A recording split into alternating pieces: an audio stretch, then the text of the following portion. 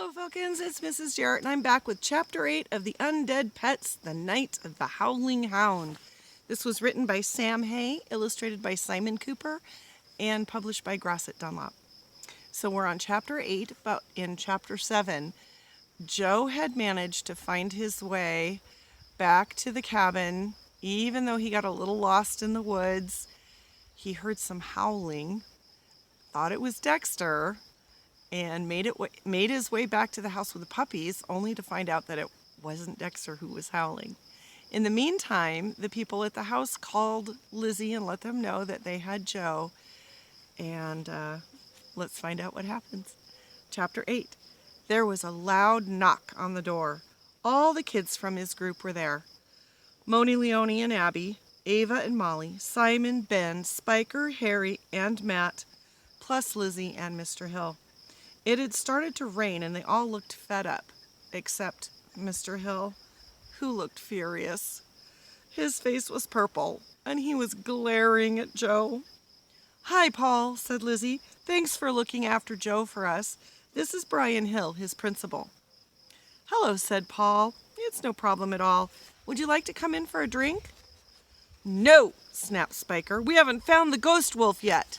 And here's everybody at the door.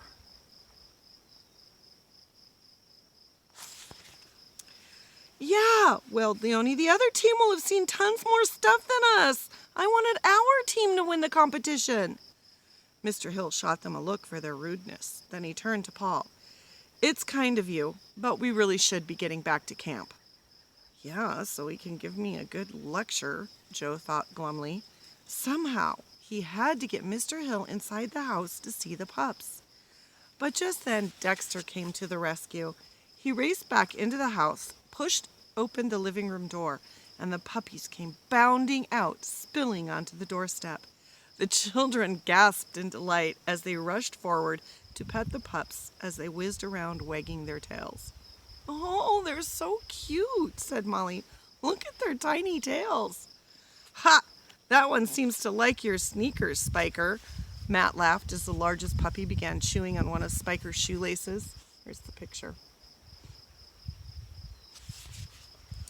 "Hey!" yelled Spiker, trying to shake him off. "Cut it out!" "Heel!" commanded Paul. The puppies returned to his side at once. Mr. Hill raised his eyebrows.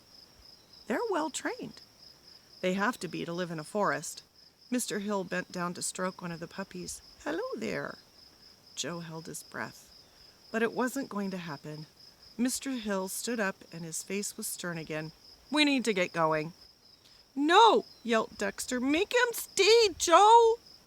But before Joe could say anything, there was a distant roll of thunder, and suddenly it started pouring outside. "Quick, come in," Paul said, holding open the door. A couple of the children made a dash for it, and the others followed. Mr. Hill reluctantly headed inside too, still glowering at Joe. "What are the pups called?" Ava asked as everyone crowded into the kitchen. "This one's Queenie," Rachel explained, scooping up the largest pup. "She's definitely the boss. She keeps the others in line. That one over there is Buttons. He's the clown. That's Munchie, the greedy one, and the small one is Titch." "Do you want to give the puppies some treats?" asked Tom, handing a tin to Ava. She bent down with the treats, and the pups came hurtling toward her, but Titch wasn't with them. Joe spotted the little pup over by Mr. Hill, who was tickling her ears, while he talked to Paul. "Yes!" thought Joe, "it's working!" "I tried everything to train him," Mr. Hill was saying, "but Dexter just didn't seem to be able to learn." "Well, it depends on the dog," replied Paul. "All breeds are different. Some of them are just naturally wilder than others. Even if you start training them as pups, some just never respond." Joe glanced down at Dexter, who was scratching and fidgeting. He definitely wasn't the right sort of dog for Mr. Hill. "But I can't help thinking it was my fault," said the principal. "I don't think I was giving Dexter the right commands." "Nonsense," Paul smiled. "It was probably just his nature. Look, that pup's obviously taken a shine to you. Why don't you walk over to the other side of the room and call her to heel? Go on, see what happens." Mr. Hill didn't look eager. "No, I don't think so." Go on, called Molly. Me and Ava have got a spaniel at home, and she's so smart. The principal frowned. Then he stood up and walked across the room to the door. Heel, he said, sounding slightly embarrassed. In a flash, the pup trotted over to him and sat at his feet, waiting for his next instruction. A few of the kids clapped, and Mr. Hill's face turned pink. See, Paul laughed. I told you, spaniels might be a bit noisy, but they're easy to train. And they're titch healing for Mr. Hill. We're actually trying to find homes for these puppies. You wouldn't be interested, would you? Definitely not, said Mr. Hill, his smile disappearing. It's much too soon after Dexter. No, it's not, yelped Dexter, leaping up and down. Do something, Joe! But there was nothing he could do. I think it's time we went back to camp, Mr. Hill said stiffly.